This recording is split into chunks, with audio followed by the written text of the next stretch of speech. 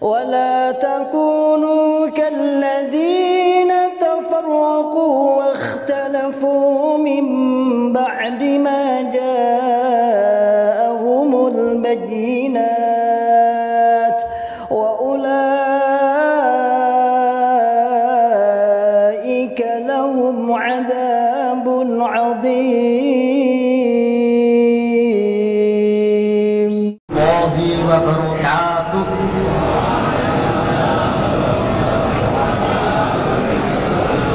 Alhamdulillahi Rabbil Alamin. Ashhadu an la ilaha illallah wa ashhadu anna Muhammadar Rasulullah sallallahu alaihi wasallam wa ala alihi wa ashabihi. Amma ba'd.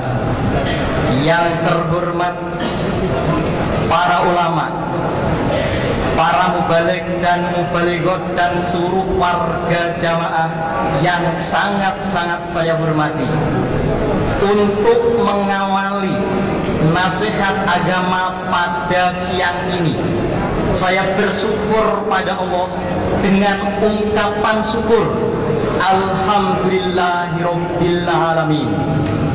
Sampai saat ini kita oleh Allah masih senantiasa diberi kesehatan, kewarasan, kenikmatan yang sangat besar dari perbandingannya. Kita hidup sekali ini oleh Allah diqadar, diketemukan zaman khair, yakni panjenengan hidup, diketemukan persamaan munculnya jamaah di permukaan bumi ini. Karena jamaah muncul di permukaan bumi ini tidak akan muncul sepanjang abad. Berdasarkan dalil innallaha ba'asa fi raqsi kulli mi'atin amin man yujadidu ala dinihi. Jadi tiap 100 tahun gilirannya ada seseorang yang ngajak kembali kepada kemurniannya Islam. Alhamdulillah mulai tahun 41 kita pas hidup, kemudian kita diketemukan kemurnian Islam, bisa diketemukan jamaah ini, berarti kita diketemukan jalan untuk masuk surga, selamat dari neraka. Sampai saat ini kita oleh Allah masih ditetapkan dalam hidayahnya, tanpa mendapatkan penjagaan, perlindungan dari Allah. Tidak akan ada yang bisa bertahan dalam jamaah. La haula an maksiyatillahi illa bi ismatillah, wala quwata ala taatillahi illa bi aunillah. Hidayah kita masih tetap dalam jamaah karena hidayah kita masih dijaga, masih dilindungi oleh Allah, dan masih diberi pertolongan. Maka sekali lagi saya syukuri Alhamdulillahirabbil alamin.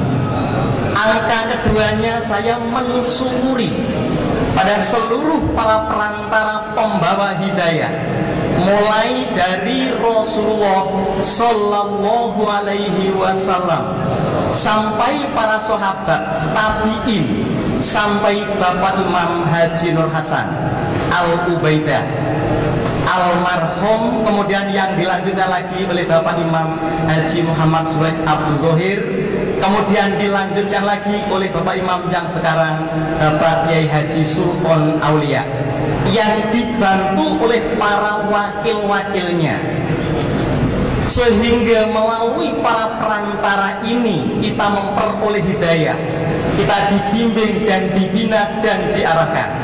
Maka kita wajib untuk mensyukurinya pada seluruh para perantara yang membimbing, yang meramut kepada kita. Maka kepada seluruh para perantara saya haturkan syukur, alhamdulillahi jazahumullahu khairan. Tanda kesyukuran kita pada para perantara pembawa hidayah, kita harus benar-benar menjaga tentang kemurnian dalam Quran hadis yang berbentuk jamaah ini, tentang pengamalan maupun tentang keilmuan. harus kita jaga, kita pertahankan tentang kemurniannya. Sebab kalau kita tidak bisa menjaga kemurniannya, jamaah zaman sebelumnya kita bisa tumbang, bisa hancur. Sabda Rasulullah Sallallahu Alaihi Wasallam, taburu rohal Islam li khamsin wa salasina au sitin wa salasina au sab'in wa salasina wa iyuhliku fasabilu man halaka wa yakum lahum dinahum yakum lahum sab'ina aman. Qala qultu amimma bagiya au mimma mado. Qala Rasulullah mimma mado. Zaman dulu karena tidak bisa menjaga kemurnian dalam jamaah, niatnya tidak karena Allah, amal ibadahnya tidak murni dan tidak disertai dengan berbudi luhur, 35 tahun hancur. Kalau sudah hancur, fasabilu man halaka, untuk jalannya orang yang rusak masuk neraka semuanya. Kemudian muncul kembali, ratusan tahun muncul kembali, hancur lagi.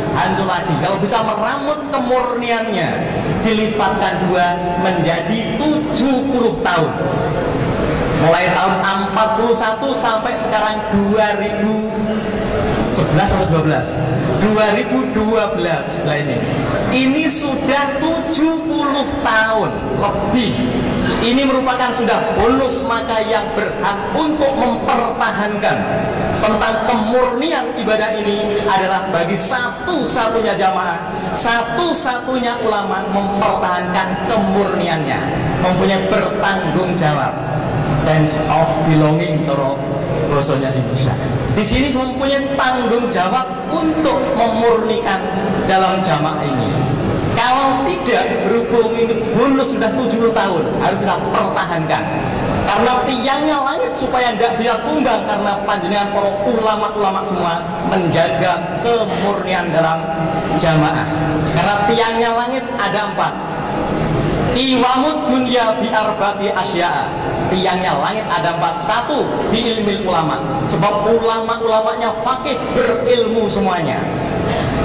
Sebab ilmunya banyak, menjadi tiangnya langit, menyangga langit. Dari ulama di situ yang sudah meninggalkan kewajibannya sebagai ulamanya, berarti merubuhkan tiang langit yang diam-diam. Nah di sini. Nah, maka kepada para perantara pembawa hidayah sekali lagi saya syukuri, alhamdulillahi jazakumullahu khairan. Selanjutnya saya mensyukuri atas amal sulihnya seluruh para ulama, seluruh warga jamaah yang telah melaksanakan kewajiban ini. Atas amal sulihnya disyukuri, alhamdulillahi jazakumullahu khairan. Semoga Allah memberi manfaat dan barokah. Adapun kita kumpul di sini tidak ada tujuan lain, tujuan kita hanya semata ingin masuk surga, selamat dari neraka.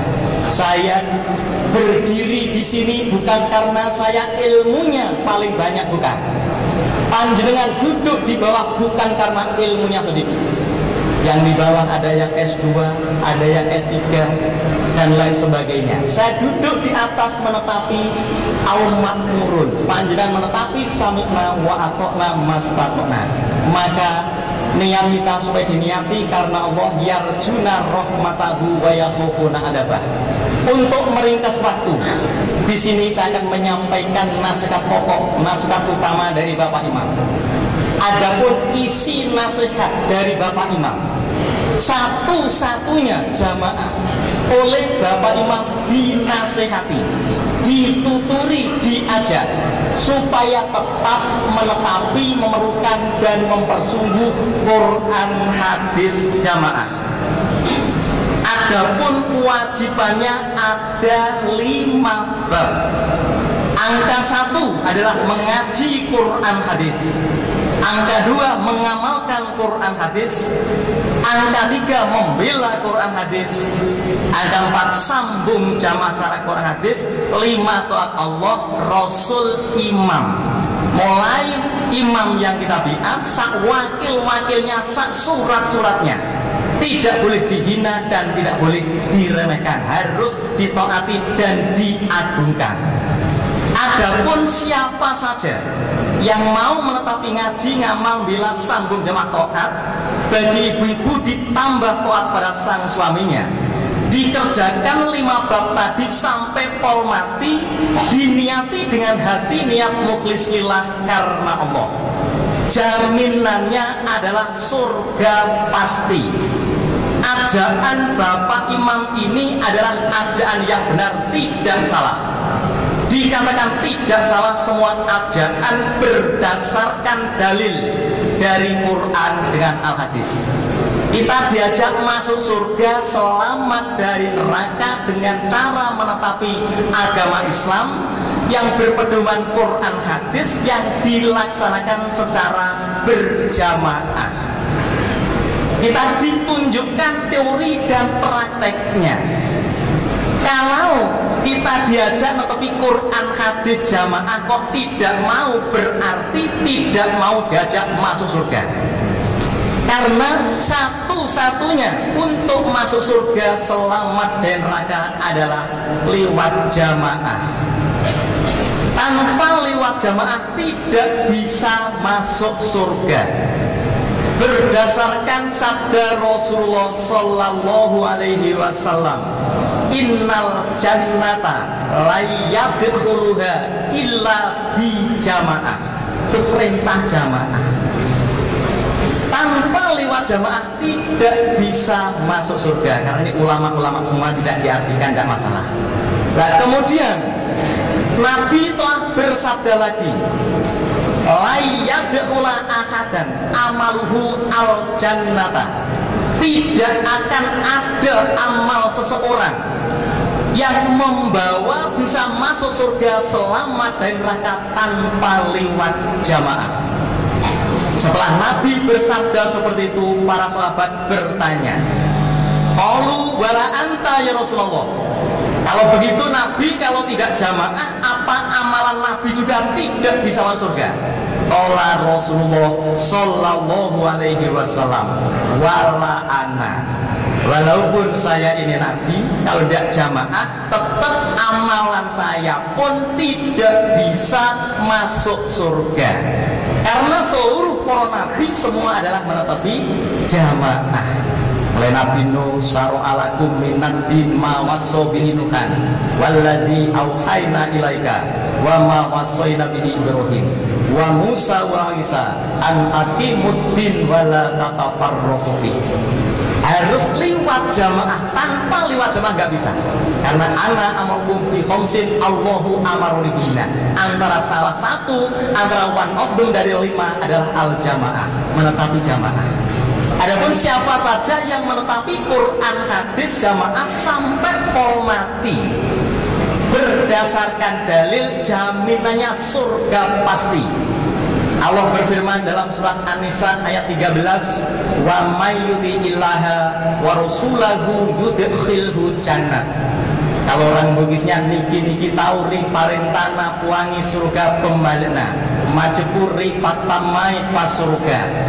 Dan di sini siapa yang mau? Man aroga bubuh hatal jannah falyanzamil jamaah. Whoever who want to stand in the middle of the paradise, he have to in jamaah. Harus lewat tepi jamaah. Tak pandang orang luar maupun orang dalam ingin masuk surga selamat dan neraka, wajib harus lewat jamaah.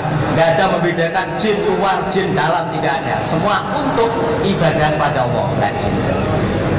Tetap jamaah surga. Nah, kemudian luzumil jamaati ya rahmatullahil lati latu farikul jamaah.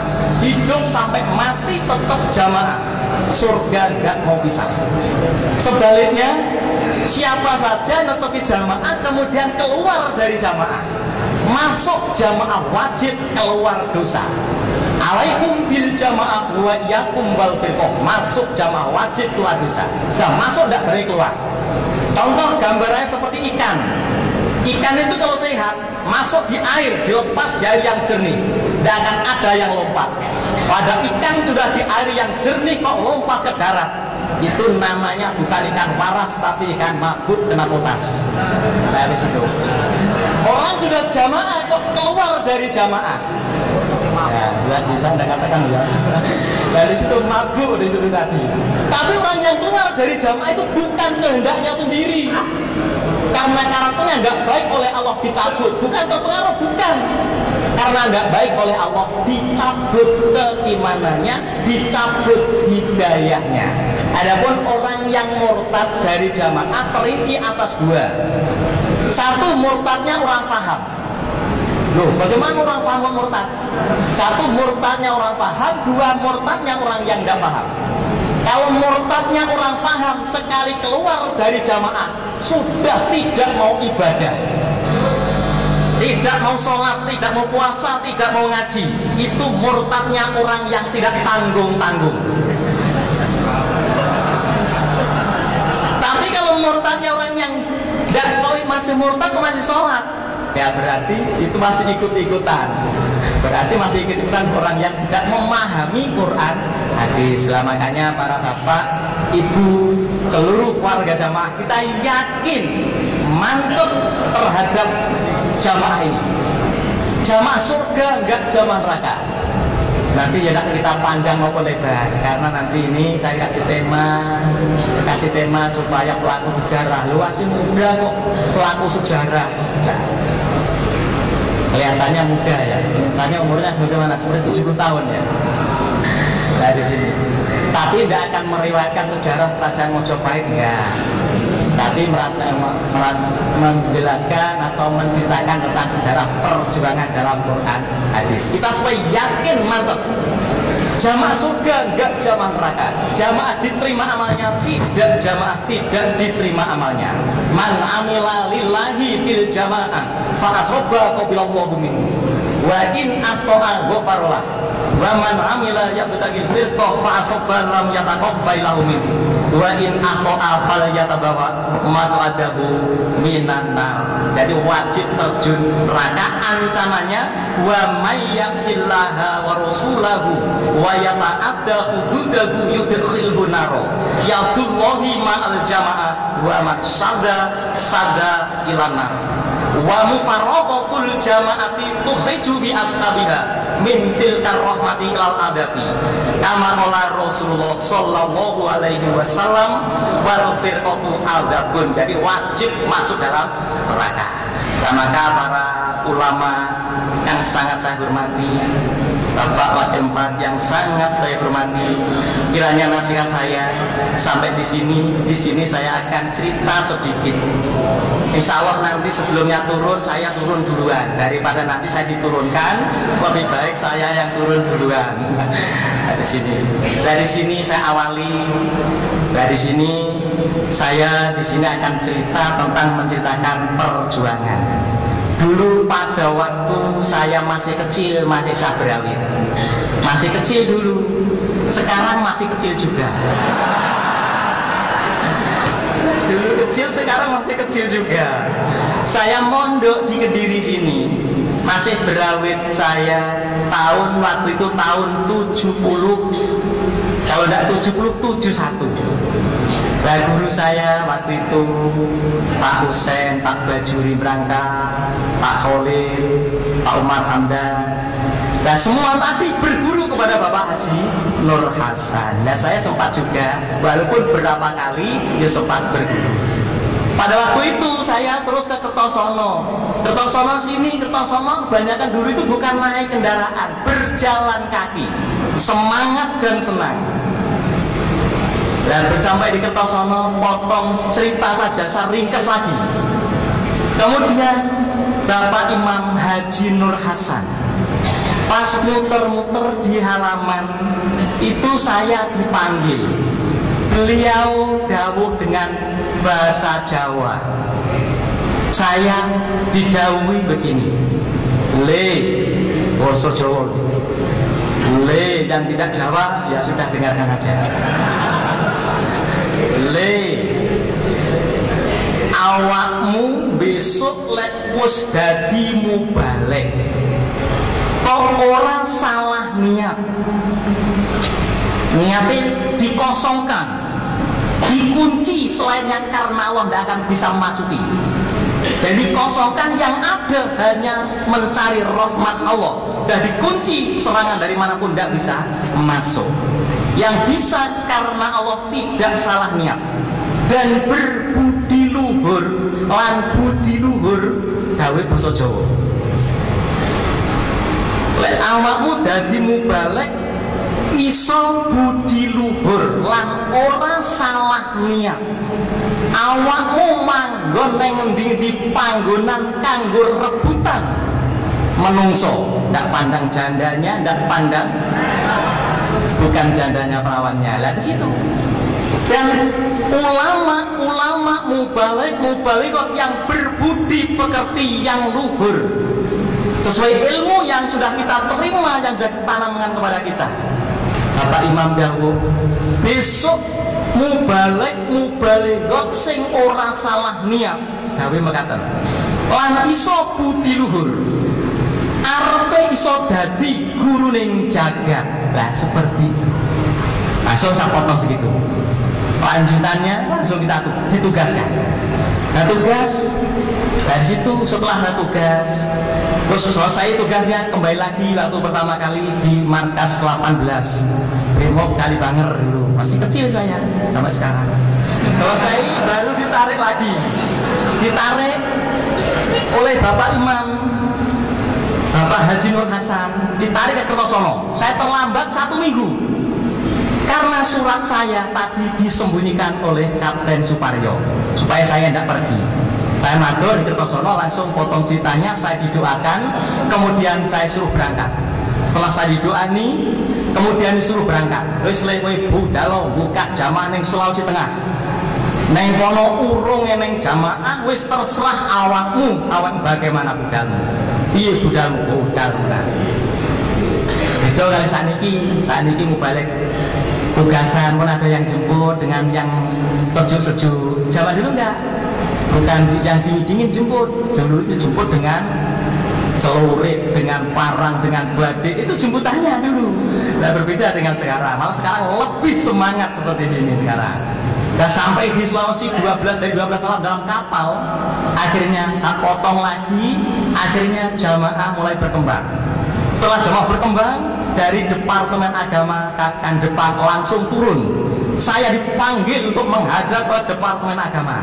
Ya saya, ya datang. Seandainya kita ingin janjian, kalau tidak bawa rokok, datang ke situ ya tidak bisa, akan nemui semua susah. Lah malah dipanggil gratis tanpa ada bawa apa-apa. Wah syukur itu. Setelah saya di situ pertama kali saya dimarah. Ambil sepertinya kan. Nah, setelah habis dimarah, ganti saya, dia diam, ganti saya ngomong. Akhirnya saya potong ceritanya, dibikinkan surat, diizinkan mengadakan dakwah di segala penjuru, ditandatangani oleh Departemen Agama bahwa yang diajarkan kitab-kitab yang bisa diandalkan tentang kebenarannya. Sahih Bukhari, Muslim, Nasai, Tirmidzi, tertulis semua, sampai sekarang masih saya simpan, masih ada. Dan setelah makin banyak, sering isi di kodim dari mana saja. Nah di situ akhirnya gue kirami. Waktu ceritanya, saya waktu malam dibawa oleh polisi, komandan polisi yang namanya Tawoncu.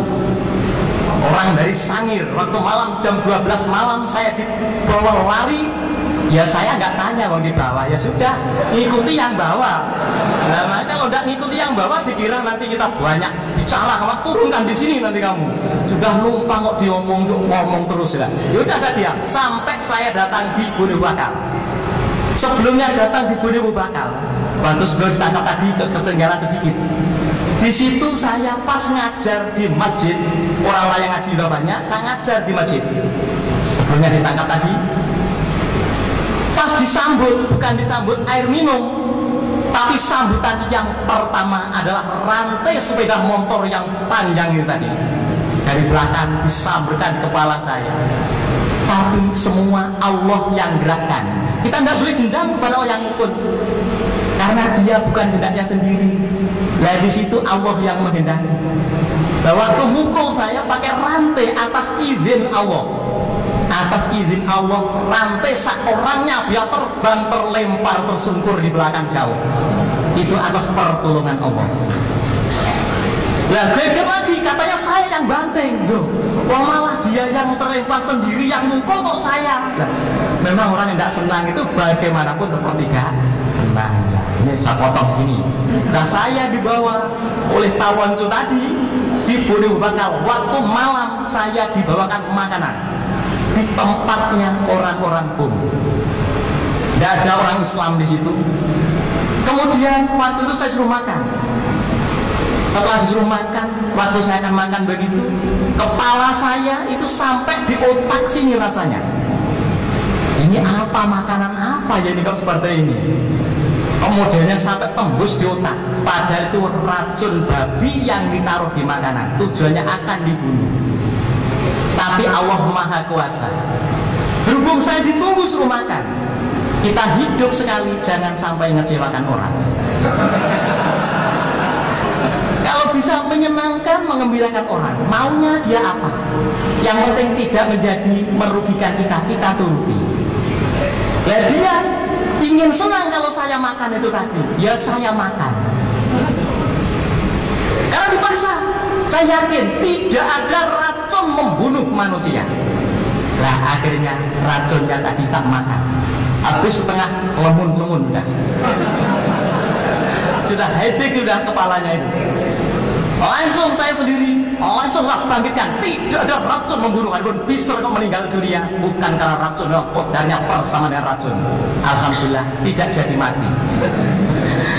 Nah, setelah itu malam jam 2 malam ganti saya yang membangunkan dia. Dia tidak berani tidur, kok tidak mati-mati itu, mungkin begitu ya. Nah, tujuannya seperti itu, kok tidak mati-mati. Nah, akhirnya apa?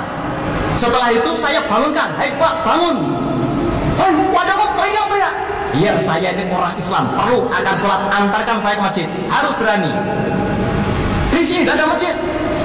Kalau tidak ada masjid, carikan plastik yang masih tergulung, yang belum pernah dipakai.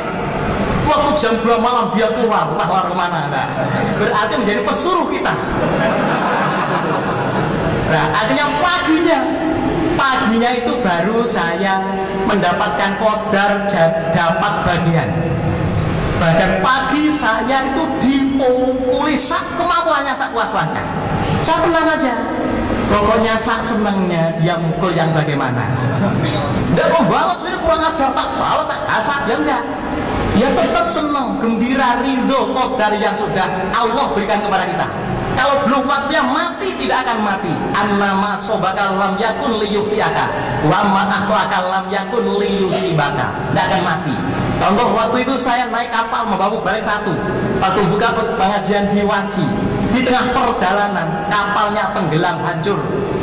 Orang kapal tenggelam yang tidak bisa berenang satu kapal hanya saya. Tapi malah hidup terdampar di Pulau Iriki. Waktu di Pulau Iriki 3 hari ada yang insaf 13 orang yang berbeda. Nah, waktu saya robosan lagi dan jadi satu desa, saya podo nangis semuanya. Itu Allah, qadar seperti itu. Habis dipukuli, dia ngomong, kamu itu nabi ya? Loh, kok nabi? Siapa ngomong ke nabi Pak? Kamu diapa-apakan, tidak apa-apa, kamu nabi ya? Dan tangannya capek, tangannya kuini ikut juga. Yang dicari itu pintar dia. Yang dicari mukul itu pas lubang telinga sini yang dipukul. Tuh, ada saksi hidup sekarang jadi jamaah. Namanya Pak Makali. Sekarang jadi jamaah. Pukul tuh, ya saya dengar. Ya ini terus saya waktu di situ, saya teringat, terkenang di hati saya. Bisa menangis, bukan saya nangisi saya dipukul, bukan. Saya nangisi para pendahulu kita. Masa pendobrakan pertama Bapak Imam Haji Nur Hasan seperti apa perjuangannya, dan para pendamping-pendampingnya dan para wakil-wakilnya seperti apa perjuangan jauh dulu kala. Kita harus bangga sekarang, harus membengkengi, mendukung, membantu kelancarannya keimaman. Nah, akhirnya dipukuli, dia bengkak sendiri. Tapi saya yakin, karena saya dari pesan oleh Bapak Imam Haji Nur Hasan, dan diapakan kamu pasrah tawakal Allah, Allah yang nangani, Allah yang bakal nangani. Dipukuli sudah dia bengkak, tidak bisa apa-apa. Baru dia itu adalah tangannya bengkak semua, 1 minggu tidak bisa bergerak. Itulah Allah membuat seperti itu. Nah, akhirnya kemudian saya dikirim lagi ke Polres. Ke Kapolres itu akhirnya dinaikkan Johnson, dibawa dengan 2 polis. Tujuannya akan dibawa di laut itu supaya hilang, menghilangkan jejak. Pas ketepatan gelombang besar-besarnya. Tapi duduk saya waktu itu tidak menghadap ke depan. Saya menghadap ke samping, ngadep yang depan, ngadep yang di belakang. Kalau yang belakang pukul duluan, sama-sama matinya. Dia mati, konyol, kira ada harapan. Yang penting karena Allah. Setelah itu selesai, masih diadu seluruh ulama di provinsi. Ceritanya panjang. Ini karena bukan lintasan, bukan siaran khusus, tapi hanya lintasan. Jadi hanya sebentar. Kemudian saya selesaikan di sini, kemudian menginjak lagi. Ganti Bapak Imam Haji Muhammad Suhair. Waktu itu saya baru nikah, langsung saya dipanggil oleh Bapak Imam Haji Muhammad Suhair Abdul Dohir. Habis nikah saya waktu itu tahun 90. Ansaruddin, kamu saya tugaskan 5 menit lagi tentunya. Saya tugaskan supaya kamu awakmu golek bolo saakake golek bolo tenggung tiba. Perasaan saya di Sulawesi, karena Sulawesi saya dulu lama, ada lebih 10 tahun. Nah kemudian Sulawesi bah, ora kowe awakmu tak tugasne nyanggone Amerika Serikat. Golek bolo ning kono, turun ning Los Angeles. Lah ngono kuwi. Setelah itu potong ceritanya. Nah terus yang saya cerita panjang lebar. Kemudian saya diadu lagi di sana dengan seluruh doktor Islam di gedung Raja Canyon, California, dihadiri seluruh yang ada di Los Angeles dan California. Terus saya ada yang mengingatkan salah satu dari orang yang sudah jamaah yang mengambil S3-nya yang insaf di sana, kemudian diingatkan, Cak, besok itu akan menghadapi perkara yang besar. Kenapa kok sekarang aktivitas sudah diistirahatkan? Kok terus-menerus seperti itu? Buat mencari jawaban-jawaban besok pertanyaannya apa? Nanti saya bantu nanti. Nah, setelah saya mensyukuri saran kepada saya syukuri, kemudian saya matur kepada beliau, panjenengan jangan kecewa. Adanya saya tidak mau mengadakan menyusun pertanyaan karena pertanyaannya pun belum ada. Pertanyaannya belum ada, kok udah nyusun, bingung. Nah seperti tadi nyusun pertanyaan, jawaban. Nah pertanyaan belum ada kok disusun, ya malah bingung sendiri lah. Akhirnya masuk kepada pertanyaan berikutnya kan situ. Nah kalau kita sudah jawab, saya pendekar belum dipukul. Lah kalau sudah nangis duluan, nah udah itu namanya pendekar yang kurang cerdas itu. Udah kalau dia mukul baru kita tangkis. Nah, akhirnya situ Allah memberi kemenangan. Waktu itu saya langsung waktunya besok jam 4 sore, seperti sore nanti saya belum mendapat kontak pada Bapak Imam. Langsung saya matur, Pak Imam, kita sudah diwajibkan harus menghadapi seluruh ulama doktor di seluruh California. Semua pulau pasrahkan penuh lampu hijau maupun merahnya. Pulau tenakan. Akhirnya Bapak Imam diam, ada pono esor, nah, sudah hadapi alhamdulillah Allah paling pertolongan. Nah, sudah karena bawa misi dari Bapak Imam. Lalu langsung saya didahului lagi. Tadi Los Angeles dengan Colorado perjalanan itu naik pesawat itu masih 4 jam. Diperintah langsung dari pusat sini, dari Kediri sini oleh Bapak Imam Haji Muhammad Suhair. Ansaruddin, sekarang Colorado, geger kamu berangkat ke Colorado. Waktu itu Bapak Kiai Haji Emir Abdul di sana. Terus saya bel, Cak, sampai di situ kenapa kok saya disuruh sini? Saya nggak tahu karena Bapak Imam itu. Nah, seperti itu. Nah, akhirnya terus saya pulang lagi. Alhamdulillah Allah paling pertolongan. Lalu paling pertolongan, saya dijebak lagi dibawa ke negara Meksiko. 3 detik lagi. Dibawa Meksiko. Setelah di Mexico City dibawa dengan 8 orang. Tujuannya saya sebagai deportasi, didenda $30.000 US dan dipenjara karena saya overstay di sana. Nah setelah memasuki di pintu gerbang di border situ, orangnya yang jaga membawa tinggi. Saya berdiri itu hanya di atas lututnya. Tinggi sekali orangnya itu. Tinggi besar. Padahal orang yang tinggi yang dipilih di border itu memang orang yang tinggi. Nah akhirnya sampai di Meksiko, tujuannya saya akan dibuat.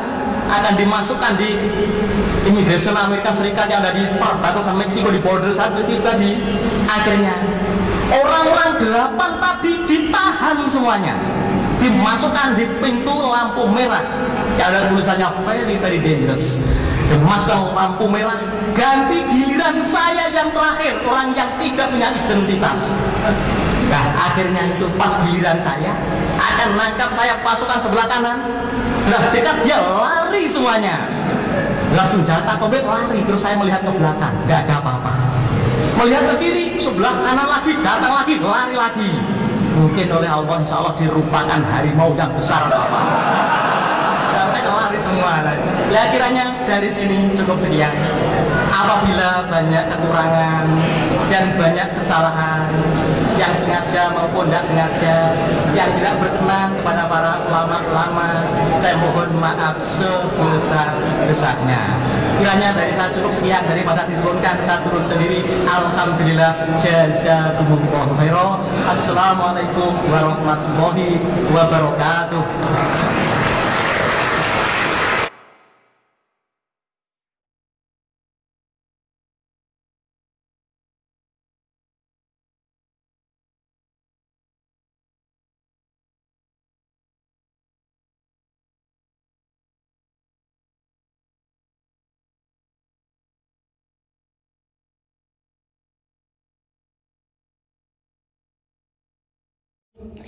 ولا تكونوا كالذين تفرقوا واختلفوا من بعد ما جاءهم البينات وأولئك